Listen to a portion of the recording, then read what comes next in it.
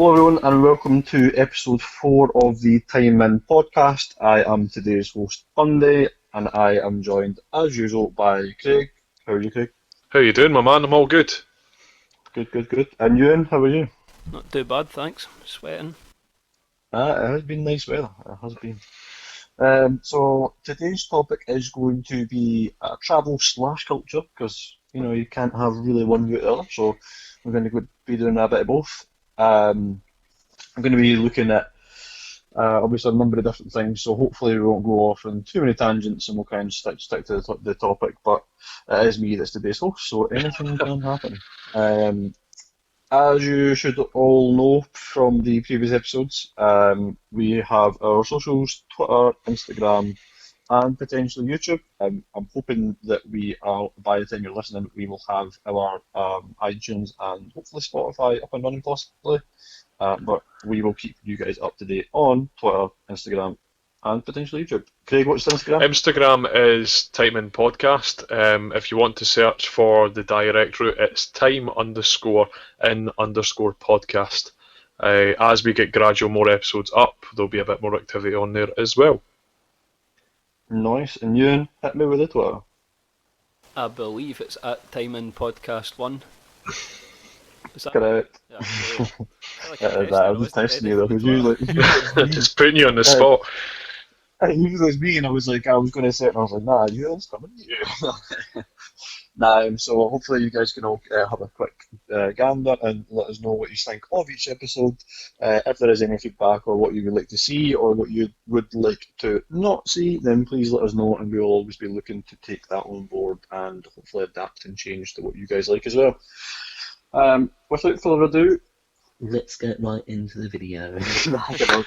You could not resist, could you? You could not resist. I could not. So, travel and culture, obviously, it's a big and very broad subject, but the reason I picked it is for me, travel, especially, has certainly been a passion of mine for quite a long time. I'm quite lucky to have been to a number of places. I've got a few favourites, but each time I go somewhere new, it's always interesting and it can easily become a favourite. Craig, I don't know what you think, like the whole kind of travel slash culture kind of area. Well, there's not much happening at the moment, is there? But no, to be honest, I love seeing different ways of life, different ways in which people approach their day-to-day actions. I touched on this with you previously, but for me, the Japanese culture, I really, really relate with. Not in the sense that we're like that in the UK, because we're totally not, but I love the sense of respect that they have for one another. There is masses and masses of respect, but I know it sounds really strange, but I find it almost very clean, the way in which they act and approach. I don't know if that makes sense. I don't. Yeah. They're big on like personal space and stuff, eh? Like they hate you wouldn't just like what in Japanese culture, you wouldn't really see somebody walking up and like grabbing their hand and like bumping into them kind of thing as like a greeting, or like even like fist bumps and that. Usually like it is a bit more traditional, depending on what area you're in. Do you know what's crazy as well is that when you look at the side that I totally agree with you, they like to keep space, etc. But when it comes to public transport, oh my god, have you seen like the cramming people into trains? It's ridiculous. It's insane, man. Like I was down in London just before all this lockdown kicked off, and I was on the tubes at 5 o'clock, and I get quite anxious in tight spaces and whatnot. I don't like people in my space, and it was easily one of the worst experiences of my life. But that's 1/10 from what these guys experienced in Japan. Because you see, I always thought it was like a joke, but there actually is like the conductors and such will literally push you to get you in, like. To fit you, and I'm like, what? Oh, it's wild. It's madness. But I actually work for a Japanese company, so it's maybe a bit obvious that I was going to talk about sort of Japanese culture, but it's the respect side for me. I really, really enjoy it. It's not somewhere I've travelled to. If it was travel-wise for me, I love the Greek islands, as does my family. Corfu is one of my favourite places in the world. There's a little seaside village there called Cassiope, and it's just the quietest little part of the world. They just do their own thing. They're all little shops, little restaurants, totally laid back. There's no real hostility. It's just a little piece of quiet that you don't get much through our way. So I'll probably digress into it a bit later, but yeah, certainly Japanese culture for me. But if I could choose anywhere to travel permanently, it'd probably be Greece. Nice. Ewan, what's your views on the whole kind of travel slash culture? I'd probably have to split it in two, similar to what Craig's done. I mean, it's not somewhere I've been, but Cuba fascinates me. The way you go there and it's cars from America from 50s and stuff and 60s. I love the fact that some of them are still running. I mean, I think about how many cars have been scrapped in America, yet they're still using the same cars over in Cuba. Some of them are running on boat engines. That's to me, that's just mad. a great culture to have. It just seems like a lovely place. It's definitely on the list for me. That sort of fix it before you throw it out and get a new one sort of attitude. I really like that. I like that idea of going there. But in terms of travel, I'd probably say more Western Europe, but the countries like Spain and France. I really like all those places, and Prague, for example. I love Prague. So Czech Republic, but that sort of area. That's for me. That's just some of the nicest places you can go on holiday, and such stark differences despite the fact you're not travelling a great distance. If you know. Yeah, it's mental, isn't it? I love that, and the fact that each country has its own history, that even the style of the buildings and the way the cities are laid out varies significantly. Two things you forgot about Cuba though: Cigars. rum and cigars. You've sold it to me if you said they two things. Well, aye, I'd be more interested The- in cigars. but- I mean, you can get cigars here. Well, the thing is, right, it's one of the ones where you can be like in literally like a 50s, 60s lowrider style kind of car with rum and a cigar. I know. What about you, Bundy? I've got a really like soft spot travel wise for Italy. I love all things Italian. Like food primarily for me is what makes it, but I've been to a few places in Italy where I've thought or I've heard certain things about it, and it's just kind of like exceeding the expectations. There's even been the kind of highlight was when we went to Sorrento, Positano, and Amalfi. Three like places that a lot of people like talk about wanting to go and that kind of stuff. Luckily, I got to go, and it's like you see it in like all these like pictures that's on like travel porn websites and that. But it literally looks exactly like it. It's unbelievable.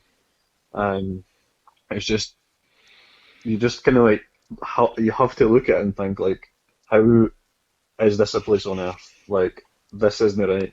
There's a bit in Amalfi. There's a big like horseshoe cove. So it's like a tiny wee entrance, but then it opens up into like almost like a circle, hence the horseshoe kind of thing.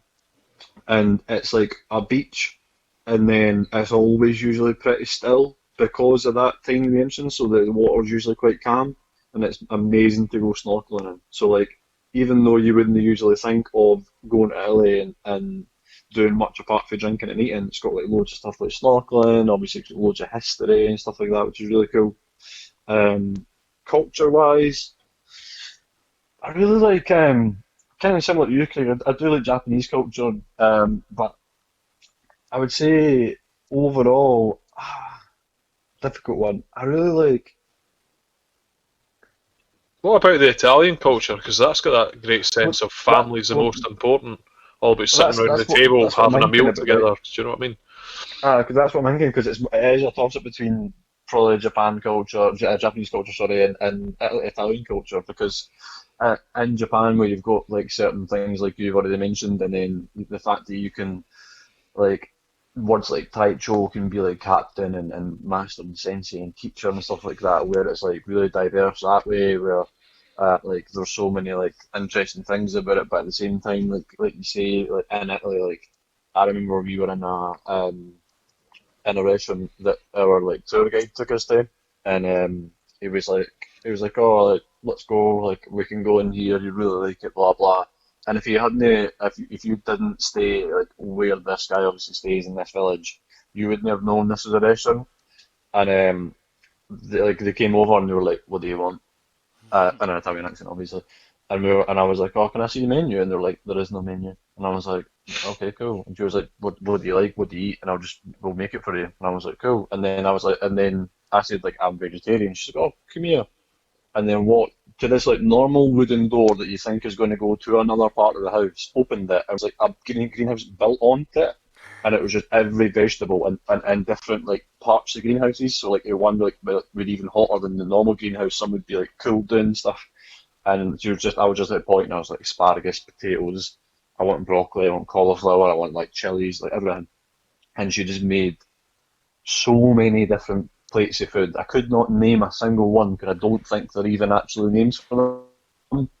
And it was me, my mum, my dad, and then we had my uncle, auntie, and cousin.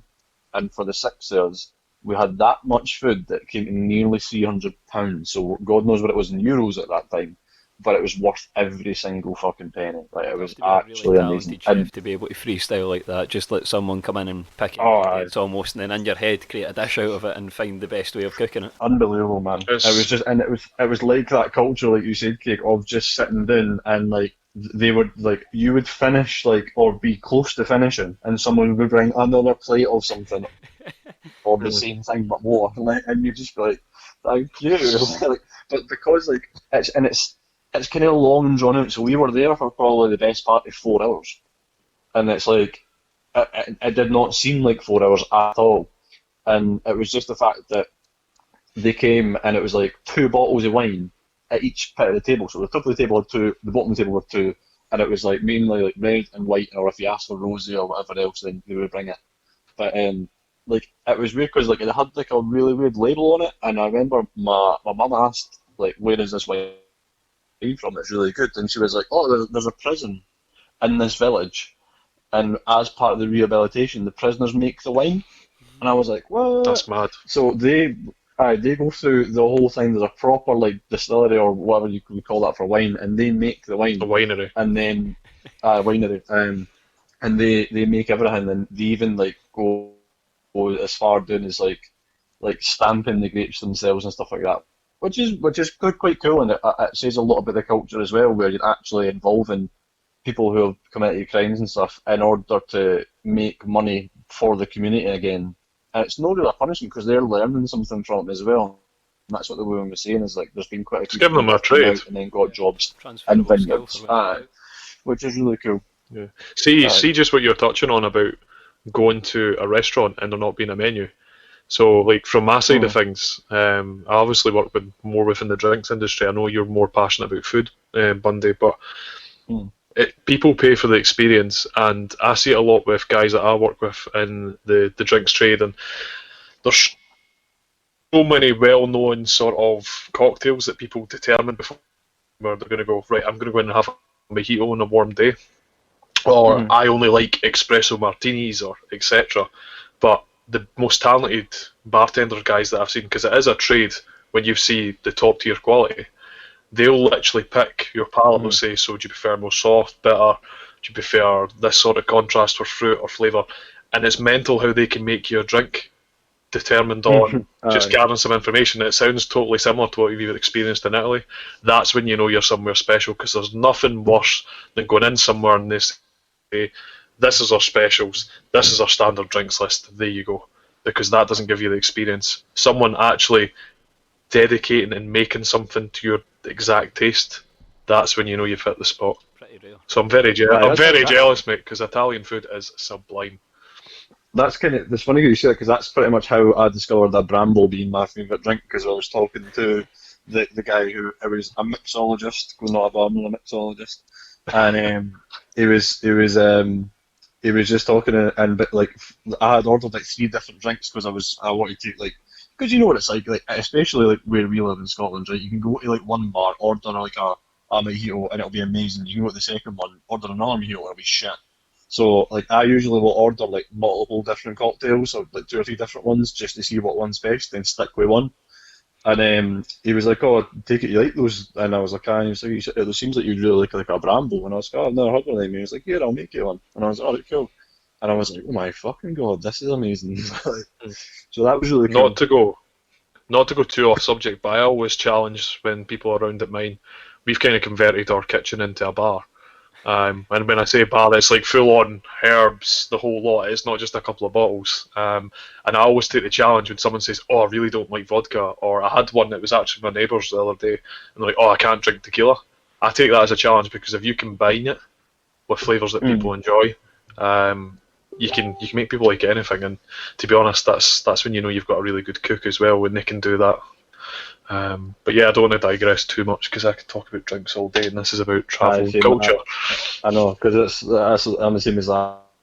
Because like I could tell you every single thing that I ate on that single night, and I probably ate 4 times my body weight, but I will not digress it. Mate, do not spare money when it comes to food. For me, my dad and I every year for a birthday go to a restaurant called Chip and the Shorn Leaf, just near Edinburgh.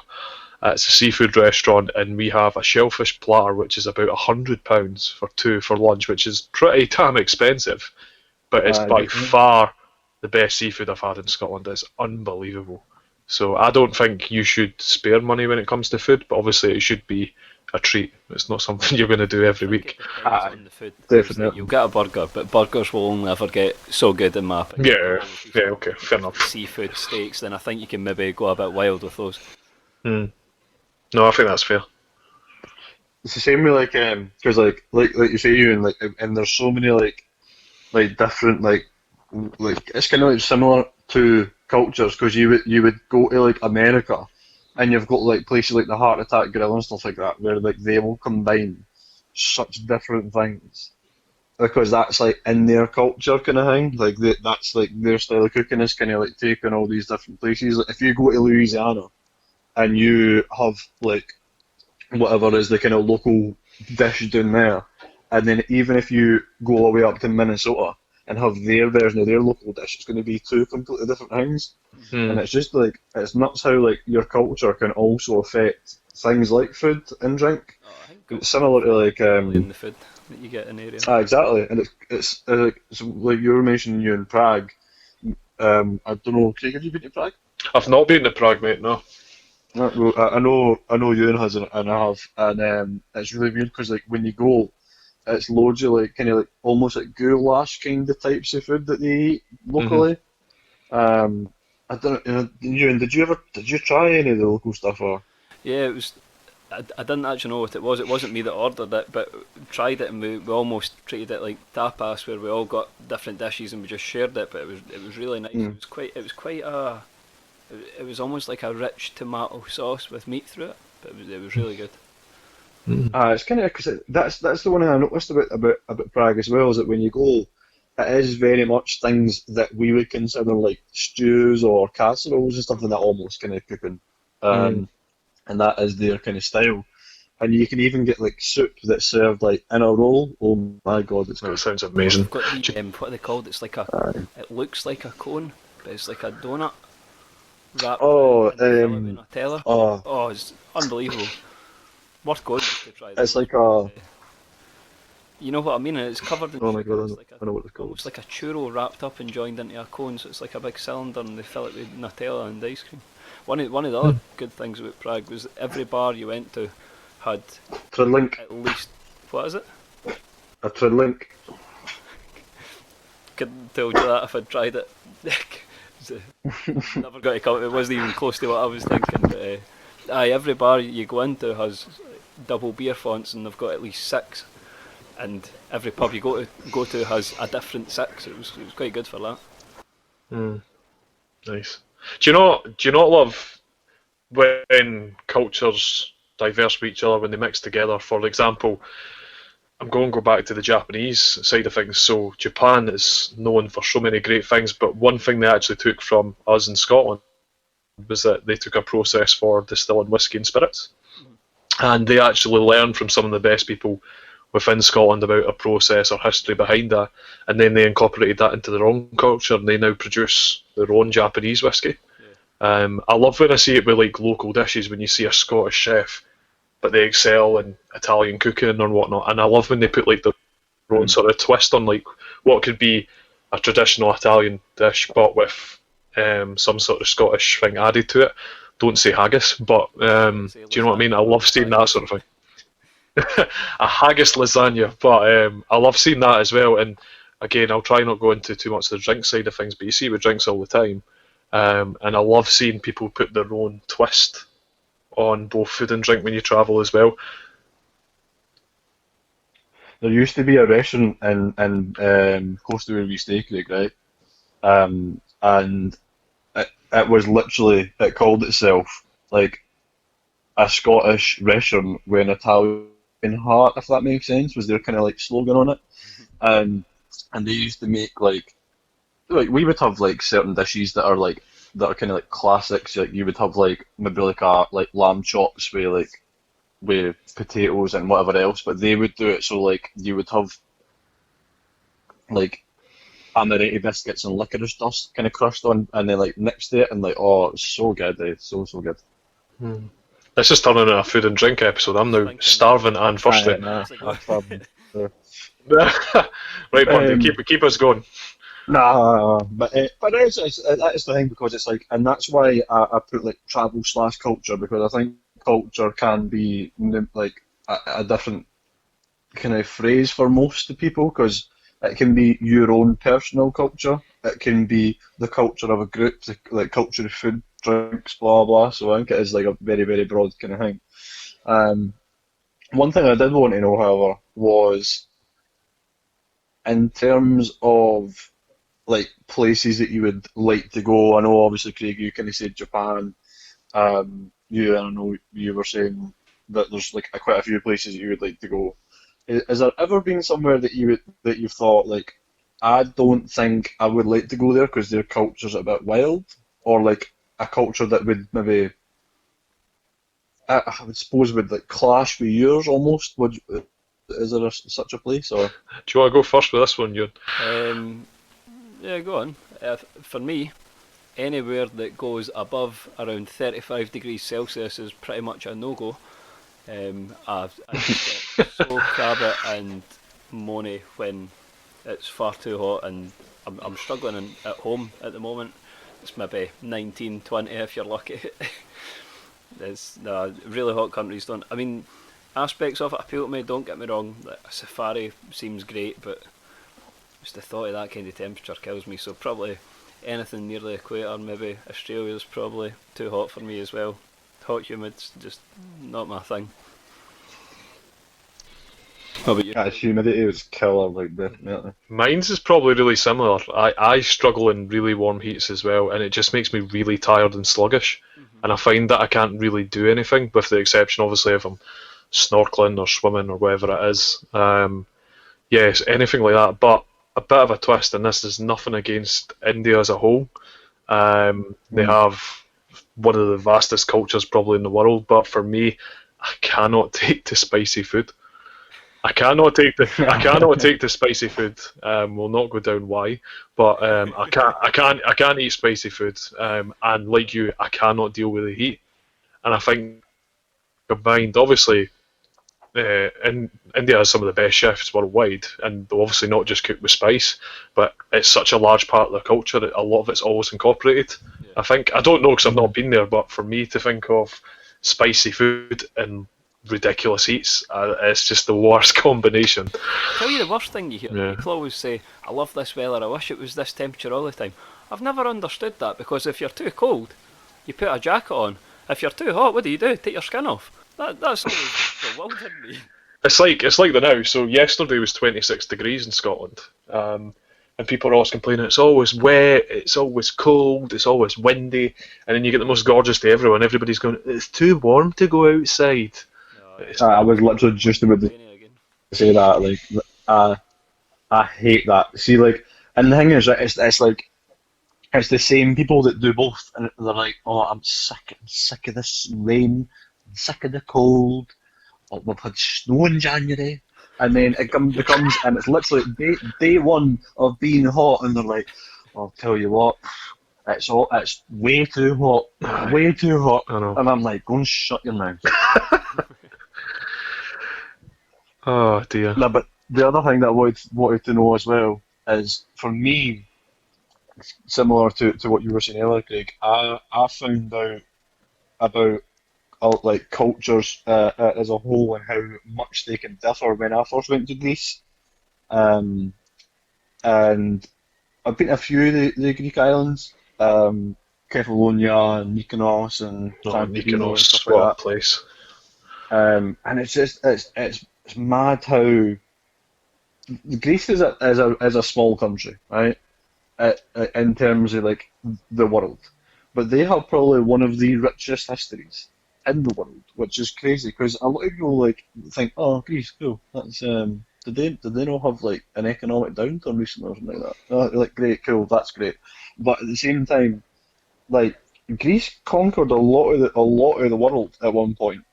Obviously, you had the fact that like the Greeks and they weren't really a thing.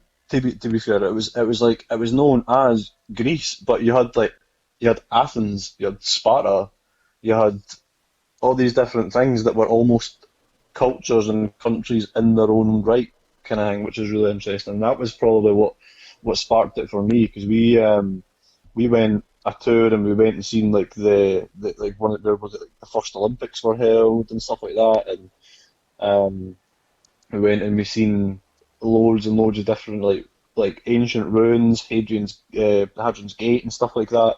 It was just so interesting. But I don't Hmm. know if you've ever been to a place where you've saw like a culture that's been just like something that you've wanted to find out more about, kind of thing.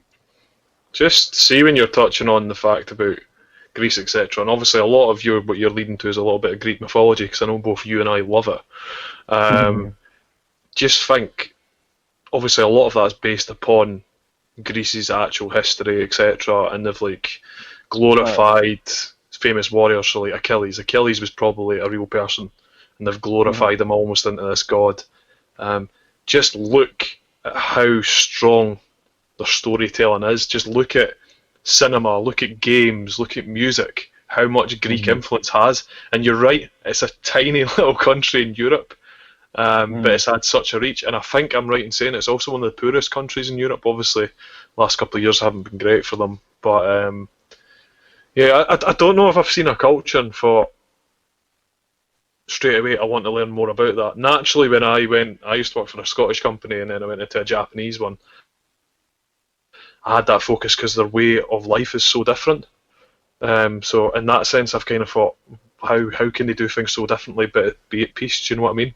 Because you only Mhm. think about your little bubble and the way in which you act day to day and your surrounding people. But I don't know. It's a difficult one. It's a difficult I one. think our own culture in a sense because just from what you learn growing up and where you stay and of relatives and friends and stuff, you want to learn more about what was this country like in the past. So Hmm. we're all from Mhm. Scotland, and I found especially when you go further up north or out onto the west coast, there's much more history, more of the country's left exactly as it was. And when you dive into the history of Scotland, some of it's been pretty tragic. There's been some great and horrible things happening all in one, and there's great places that are still surviving that are well worth going to see. Yeah. Even in the And we, past, sorry, Bundy, on you go.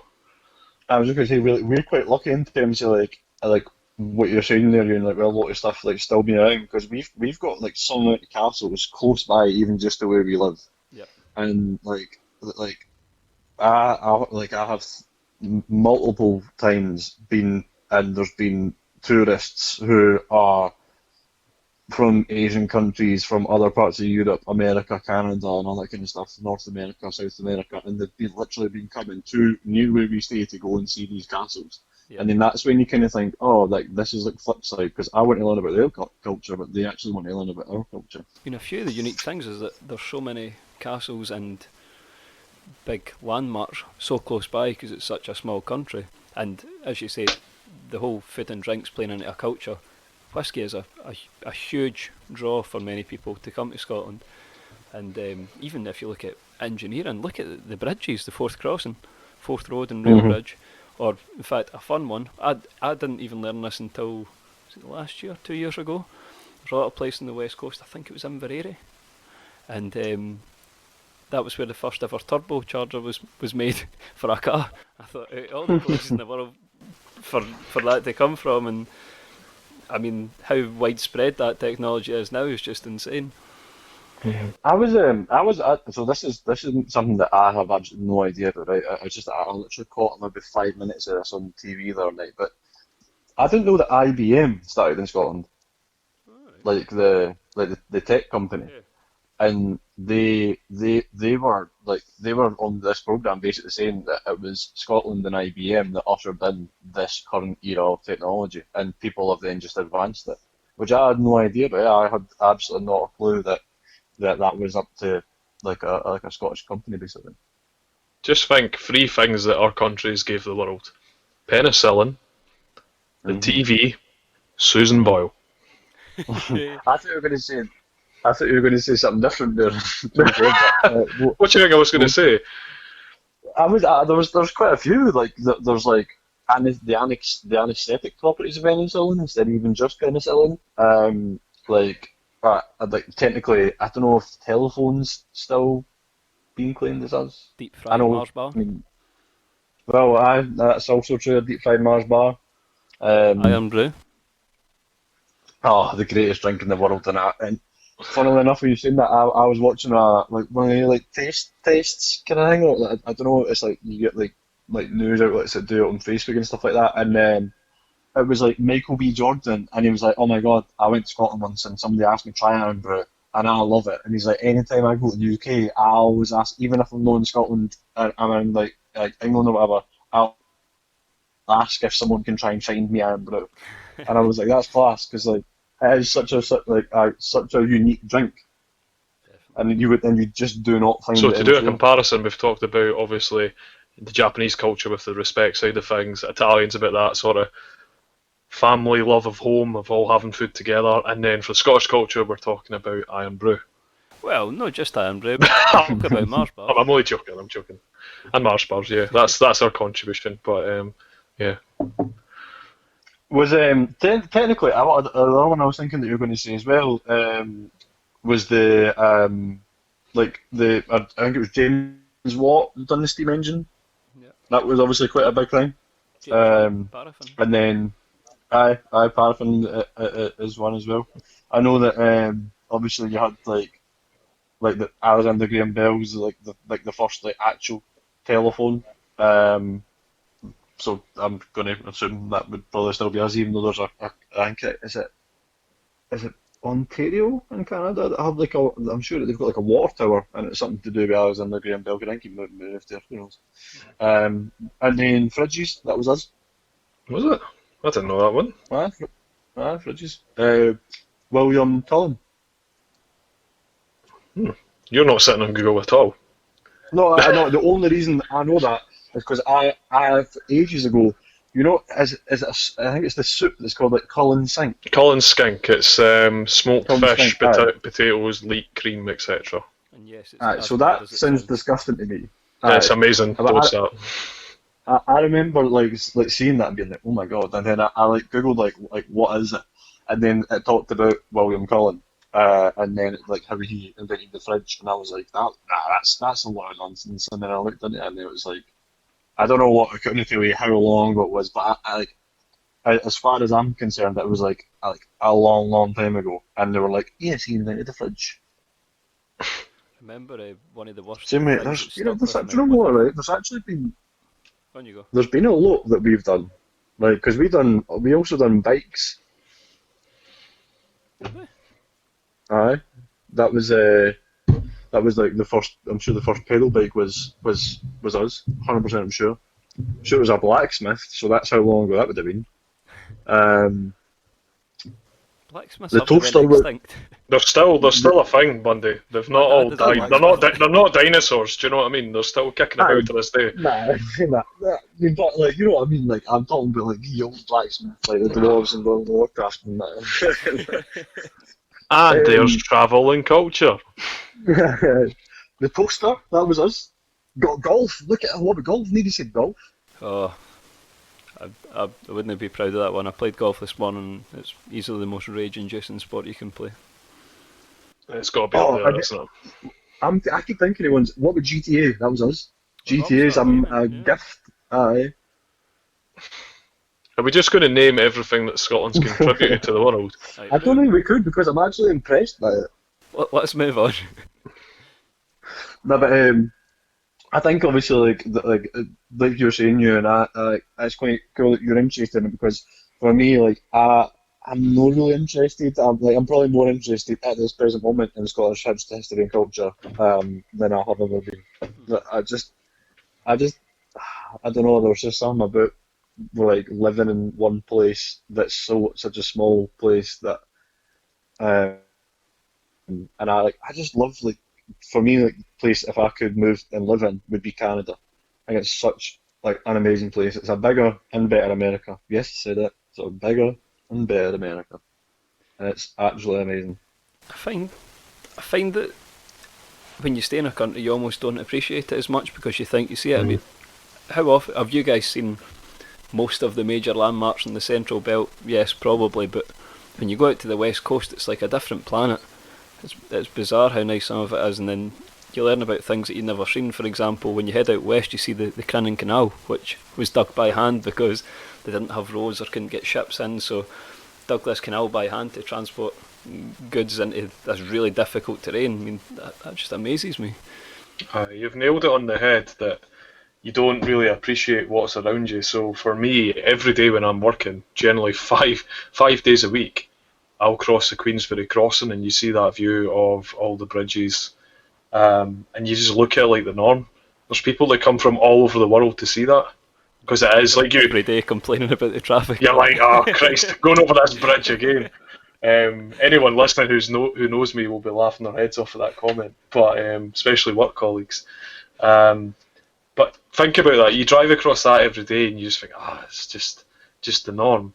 But when you actually sit back and think, how much tourism does it bring in? How many people come here and go, wow, and it just becomes normal. So for like me, I stay in a region of Scotland which has probably got the best coastline in the whole of Scotland. That goes right round the area, and I've walked round it, cycled round it, took the dogs, and you just think, yeah, I'm at the coast, it's nice. But you actually step outside and think, Christ, I've got this on my doorstep. Yep. But you don't appreciate it. You don't. I think it's worth encouraging anybody, wherever you are. I'm sure, even if you look within walking distance of where you live, there's going to be some sort of landmark that you may not have paid too much attention to, or a landscape you've not seen, but probably has some more history behind it. I think my next question, right? So this is going to be potentially like a tough one. I hope not, right? But if you could go on your dream holiday, what would it be? That is difficult. I'll tell you mine. Yeah, Hugo, give us some inspiration. I will. So, again, it's going to be Canada. Even I just literally just said that. And there's like one of the Great Lakes, Great Lake, which I believe is Great Lake Ontario. I might be wrong. Don't shoot me if I am. But literally, so we went to go and meet up with one of my mum's friends who moved over to Canada to study for uni, and she met a guy who was like the vice president of Slater's Menswear when she was over there, and then married him. And we went to their log cabin, and this thing was an absolute mansion. It had a spire that's separate from the house, that was the garage underneath, and then it had a staircase going right the way up, right through every floor, with a waterfall that went down the middle of said spiral staircase, and each level was a different, like the rooms, kitchen, living room, etc.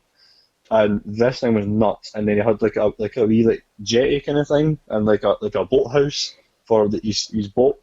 And oh my god, like to go back there again, it would be absolutely unreal. The guy had a wine cellar, and his wife knew nothing about wine, so she'd just go and take a bottle of wine. It could have been like £2, £200, £2,000, like, and she would just go and drink it. Unreal, just amazing.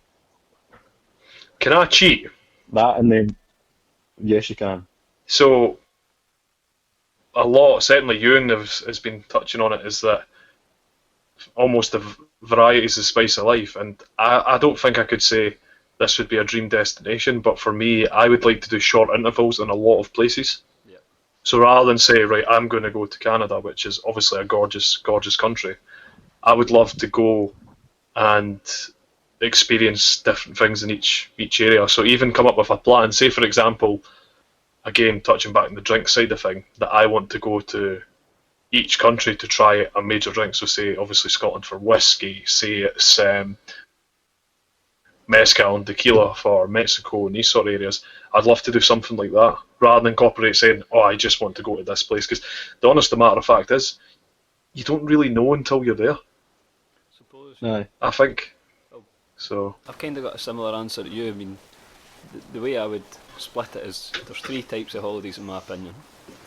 You've got a relaxing holiday, you've got an activity holiday, and then you've got a mad one, which would be drinking holiday with the boys kind of thing. So, in my opinion, drinking holiday with your friends would have to be somewhere like Germany, where great drinks, great nightlife, but you can go see good football, it's nice culture, the food's amazing. Highly recommend that. Activity holiday for me would be like snowboarding in the Alps and good food, big wooden lodges, good pubs and parties at night, and then all day you're going down slopes finding bars halfway down a mountain with live DJs and stuff. To me, perfect. And then relaxing holiday would be more road trip around Scotland and stopping at wooden lodges or camping or nice big hotels kind of dotted around and hidden away in the countryside and visiting islands and small pubs and stuff. I love that kind of thing. So for me, it would depend on what the purpose was. I remember like there was a company who was doing like almost kind of like backpacking holidays to a certain extent, but you could go to like all these different places and that kind of stuff, and they would mainly do like Thailand or Vietnam and that kind of stuff. And they done, I don't know if they still do it to be fair, but they had one that was 124 days and it was 8 countries. I remember it because I screenshotted it on my phone, and it went to Thailand, Vietnam, Cambodia, Sri Lanka, the Philippines, Indonesia, India, and Laos, and that would be unreal. Like, imagine just spending 124 days going around all of the different kind of like places, because those are all like someone's dream holiday, if you know what I mean. Because like people like apart from India and Craig, you're fine. It's almost like if you could do something like interrailing but across the world and not just in Europe or something, that would be quite good. Yeah. Aye, Just like tick that the would be box for cool. Craig, but really I think you need a private jet or a helicopter to do that sort of thing. I think. Well, that's the thing, because like that I remember looking at the holiday and I was like, how do you get from like place to place? And it is literally like, so like you'll go for like the first one you go to the airport, you get picked up, blah blah, and then like for like between like Vietnam and Thailand you might fly, but other ones you can take to a ferry and stuff like that, and it's just whatever is available at that time, and it's nuts, because like you'll go to like if you're in Sri Lanka, like you start in a place called Negombo, and then you end up like next in Negombo, but you've actually toured basically like in a circle right around Sri Lanka. So that'd be really cool because you're seeing like, because Sri Lanka is one of the countries that's quite diverse in its places in terms of its like regional kind of thing. So that'd be really cool as well. I think that would be a minted holiday. And if it was still the same price, it would only be £8,900. So you know. But think of it this way though: is that money going to change your life? Oh, 100%. So that's one way of thinking. I think the point that you made, Ewan, is spot on. Digressing into almost dividing 3 different ways in which you're looking at it. Yeah. You're going to get different experiences from every country. That's just a no-brainer. So yeah, that's a really good way to put it, actually. Even within a country, just depends where you Where you go, yeah. doing, or even when you go. I mean, countries change. Some countries change massively seasonally. Yeah. Technically, that's also, when I was just doing the maths in my head, that's like 70 quid a night basically. So it's actually not that bad, because if you went in for a week, you'd be like a £500 holiday. You know what I mean? It's just that you're going for 124 days. Quite a nightmare to pack for that long. I would literally wouldn't pack it. I'd just buy clothes as I went. I'd come back like looking like One-third of a somebody like. That's what I mean. But I would literally come back looking like Scythe, like the guy that sang Gangnam Style. Like I would be dressed like him. I mean, you'd never get the time off work for that, would you? As if we've Well, all that's good. I don't think he would come back. I think the- most people wouldn't come back. I think they would find peace somewhere and stay.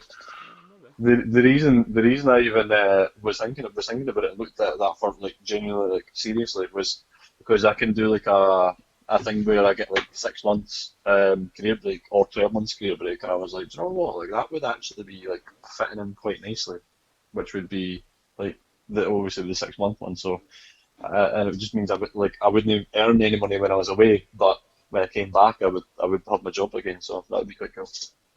True. So if anyone would like to donate 10 grand, I'll start a GoFundMe page. Tell you what, me and Craig will go Yeah, but from after and send you out. Yeah, that's Please not a do, bad idea. because- That's not a bad idea, actually. Or here's the next episode of the podcast, you'd be like, so Bundy has made it to Sri Lanka. Live updates every week. Joining us live from India. 3 weeks Oh, in, so Craig, you're one right. day has unfortunately went missing. Haven't heard from him in 2 days, so we're just going to move on and we're taking applications for a new host. Whatever you do, Yeah. don't replace him with George. That will not be happening. Anyway, Bundy, let's move on. I think just to kind of wrap things up, I know this has been more like kind of free flow and kind of just chatting. If you ever watched Tim the Tatman on Twitch, just chatting. Kind of experience, I would say, rather than me sticking to the topic. But hey ho, I think to wrap it up, I would probably like to ask a question on what has been your favourite experience that you've ever had, either cultural wise or travel wise. I'll start to give you a chance to think, and I'm going to say it's probably when I went to Malaysia, and luckily my one of our family members stayed there. She's a teacher, and she stays literally right across the road for the orangutan sanctuary.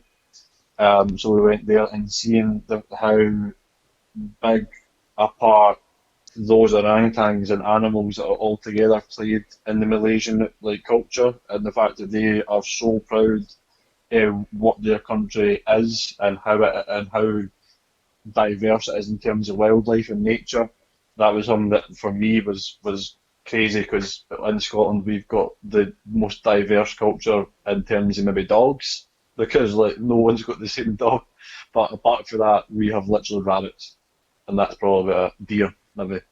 And whereas they had so many different animals, and each animal like was treated so nicely. It wasn't really like when I say a sanctuary, I'm talking this place was just short of, I think it was 144 acres, 144 acres roughly, and it was a rainforest, and there was people who would escort you and like armed guards, because there was obviously still wild animals that would roam in said sanctuary.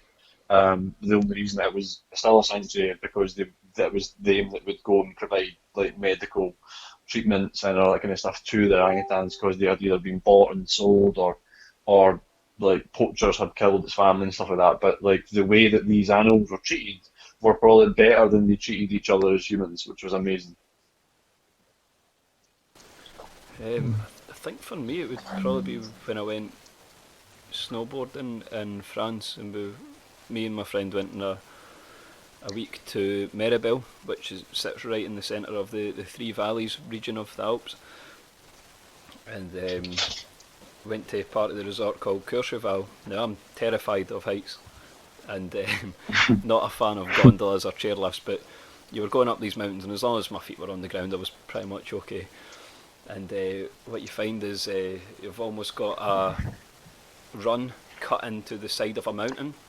So we were up this mountain on our way down, and you curl round the outside of the mountain, and you're at the edge of this. It's almost like it's a fairly steep drop, and you're looking down into the valley, and you can see helicopters flying through the valley. You're looking down at the helicopter. Jesus. That was just Surreal. surreal. The only reason I didn't have a meltdown is you were drinking pretty much non-stop when you were over there.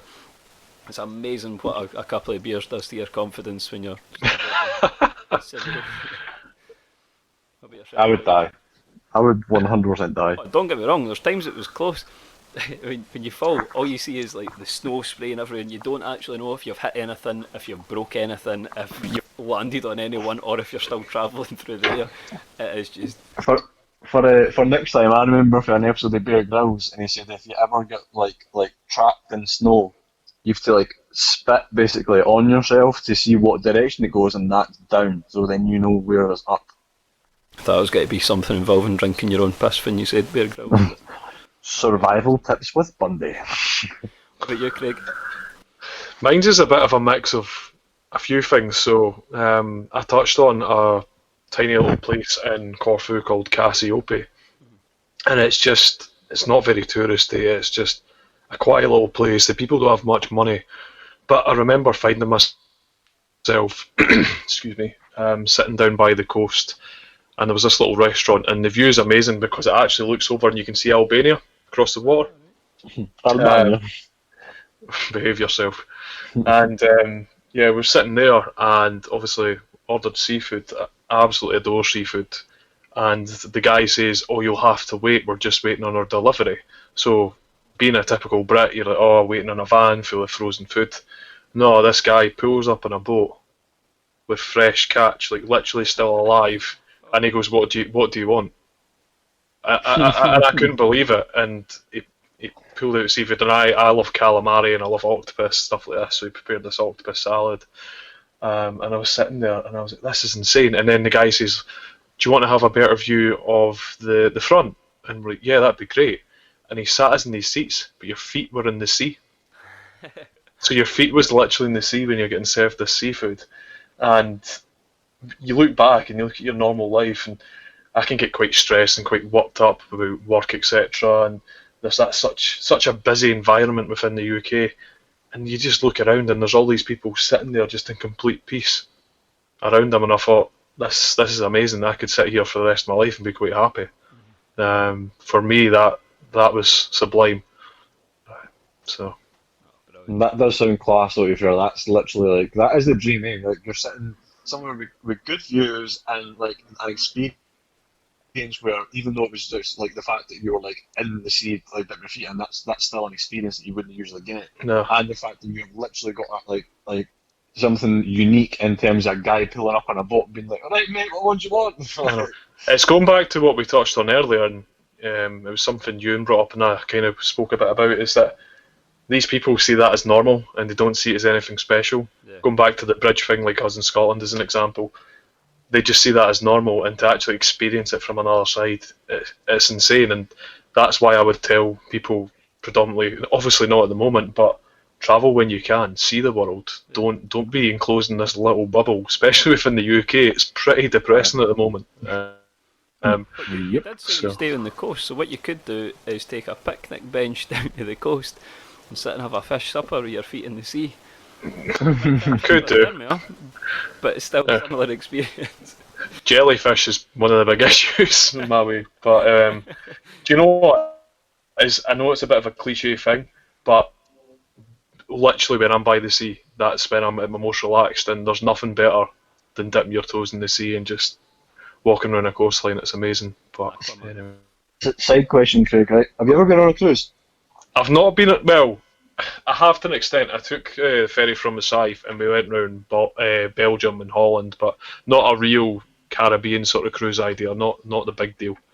I think you would really like them because they like at certain ports they will get like freshly caught like seafood, and they usually have like a night where it's like the chef's table, and probably out of the ones I've been to, I would say maybe 6 and 10 have been like seafood mainly.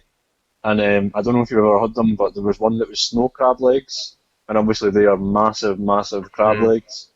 And then it was in like almost like a champagne flute, but wider, but like really tall. Hence but the legs were even still over the side, and inside it was like mussels, prawns, and all this different seafood in like a broth, and like it sounds like it would really up your street. Certainly would. If I'm fed, I'm happy. I am the same. But I think that should hopefully be us for the travel slash culture slash tangent episode. As always, keep an eye out on socials. Twitter, Ewan, what's the Twitter? At Timing Podcast 1. Correct. Yeah. Greg, Instagram. Time_in_underscore podcast, or just to time in podcast and search, and I think we're the top result. Nice. I like it. We are top number one. And then hopefully we should have YouTube, Spotify, iTunes sometime soon. At the time of recording, we don't, but hopefully by the time you're listening, we might. And as always, keep our kind of feedback stream coming in if you can. We would like to know what you like or didn't like. If you want to say that I'm the best of the hosts, then please let me know. If you want to tell me that I'm shit, then please keep it to yourself. But yeah, I know we want to know how we can improve and what you guys want to see. Craig, anything for you? No, thank you for hosting, mate. Good subject. We could do a lot more with it, I think. But I think it's a no-brainer that we have to do a food episode for yourself and Absolutely. a drink episode for me. Definitely, that has to happen. I would literally just go. YouTube's up and running. It's maybe something you can make more interactive, so you could teach us how to make our favourite drinks, or Bundy can teach us how to make chips. That'd be any special. I'm making my real specialty dish tonight after the podcast. I'm going to make rosemary roast potatoes and black truffle gnocchi because I want both instead of having one. I'm having both. Ewan, anything else for you? Nope, happy with that. I think it was a cracking episode. Again, like Craig said, you could probably dive into that with another few episodes or taking different angles at it quite easily, I'd imagine. Yeah, definitely. Well, thanks everyone, and we will see you next time. Cheers.